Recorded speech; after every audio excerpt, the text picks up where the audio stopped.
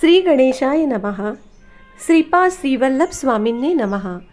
ओम नमो भगवते श्री गोपाल बाबाय नमः। श्री गोपाल बाबा महाराज आश्रम पिठापूर प्रकाशित श्रीपाद श्रीवल्लभ संपूर्ण चरित्रामृत अध्याय 39 नागेंद्र शास्त्रींशी समागम। आम्ही कालनागमणी घेऊन प्रवास करत होतो। आता श्री पिठिकापूरला केव्हा पोहोचतो व तिथले दर्शन केव्हा घेतो अशी मनाला तळमळ लागली होती। कालनागस्वरूप एका ब्राह्मणाकडे आम्ही आतिथ्य घेतले। त्यांचे नाव नागेंद्र शास्त्री। ते चांगले मंत्रवेत्ते होते। त्यांच्या घरी अनेक नागसाप फिरत होते।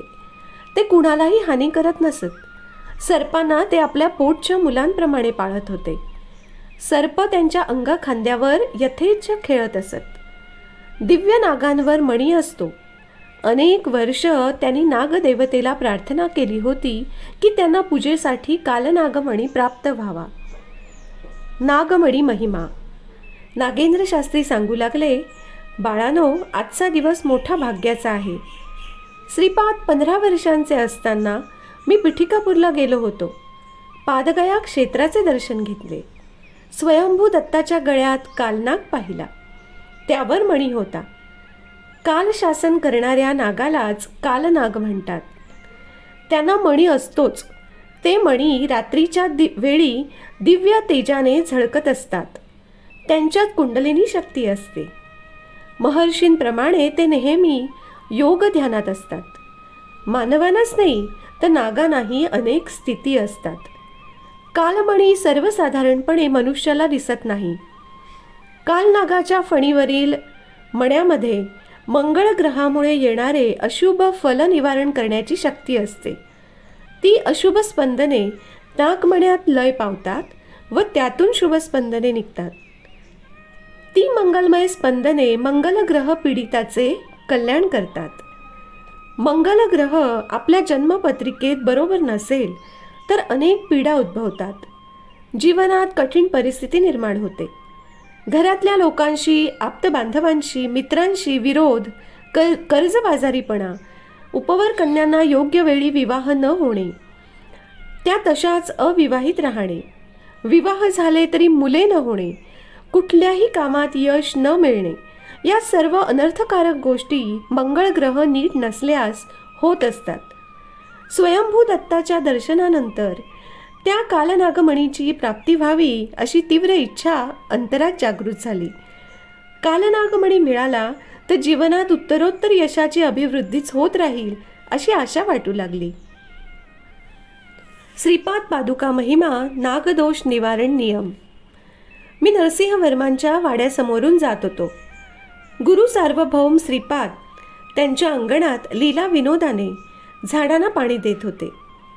नरसिंहवर्मा झाडांना आळे करीत होते। तिथे एक औदुंबराचे झाड होते।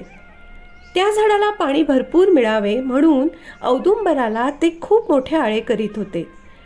इतक्यात तिथे त्यांना ताम्र पादुका मिळाल्या। त्या 16 वर्षाच्या मुलाच्या होत्या। त्यावर श्रीपादांचे पादमुद्राधिक कोरलेले होते, म्हणजे तळपायावरील शुभचिन्हे कोरलेले होते। इतक्यात नागेंद्र शास्त्री इकडे ये अशी हाक मला ऐकायला आली। मी आश्चर्यचकित होऊन त्यांच्याकडे गेलो। नरसिंहवर्मांनी त्या पादुका नारळाच्या पाण्याने धुतल्या। त्या श्रीपादांच्या पायाजवळ ठेवल्या। पादुकांना पदस्पर्श करून पूजा करण्यासाठी त्या आपल्याला परत देतील असे नरसिंहवर्मांना वाटले। पण श्रीपादांचे संकल्प वेगळेच असतात। त्या पादुका श्रीपादांनी मला दिल्या व म्हणाले, नागेंद्र शास्त्री, तू नागेंद्र पीठ स्थापन करून तिथे या पादुकांची पूजा कर। तुला कालनागमणी मिळावा असे वाटते ना? बऱ्याच दिवसांपासून हा विचार तुझ्या मनात घोळत आहे। अरे, स्वतः कालनाग निरंतर आपल्या मड्यांनी ज्या स्वामीची पूजा करतात तो महास्वामी मीच। या दिव्य पादुका माझ्याच आहेत।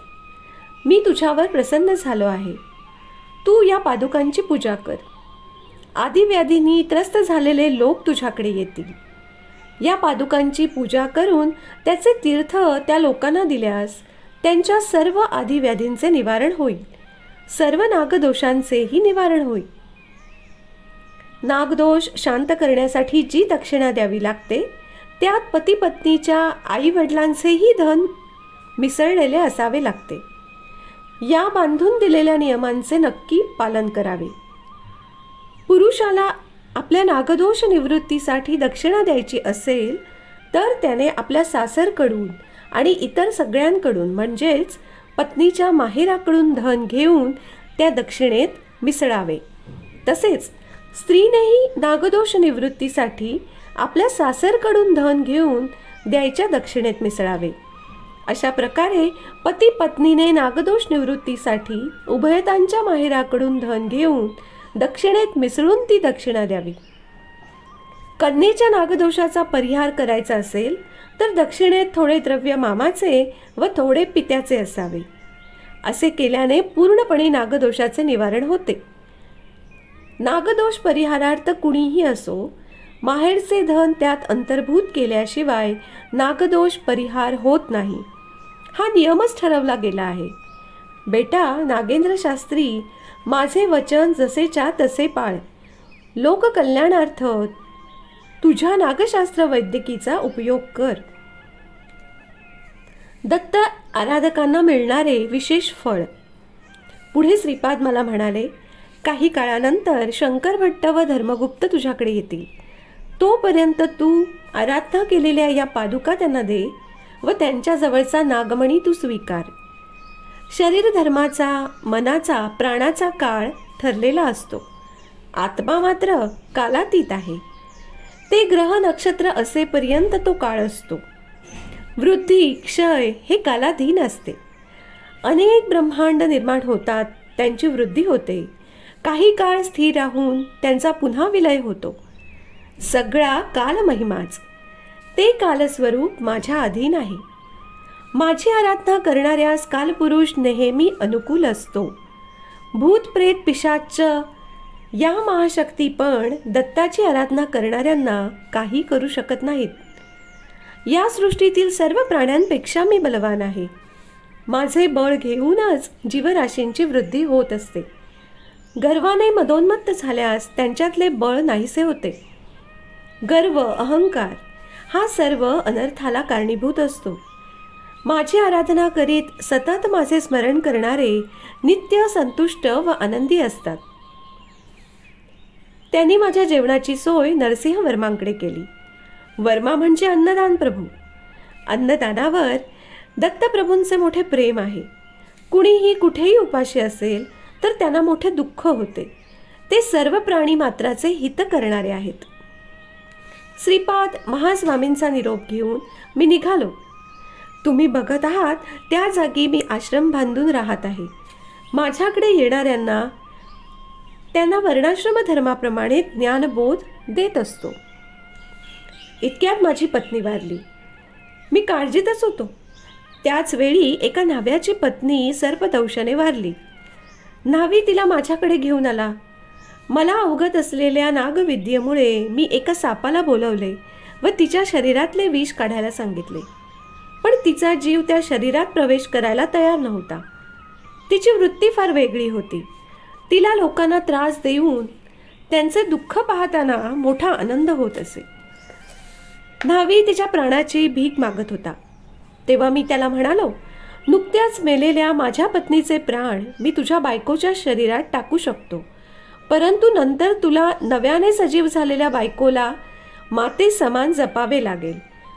माझे म्हणणे त्याने मान्य केले. माझ्या पत्नीचा आत्मा न्हाव्याच्या बायकोच्या शरीरात परावर्तित केला. म्हणजे माझी बायको पुनर्जीवित झाली. पण न्हाव्याची बायको दुष्ट असल्यामुळे तिच्या शरीराच्या नाड्या दूषित झाल्या होत्या. त्या दूषित शरीरात राहताना माझ्या पत्नीला कंप सुटला. जळल्यासारखे वाटू लागले. तो त्रास असह्य होऊन ती ते शरीर सोडून जाते असे म्हणू लागली.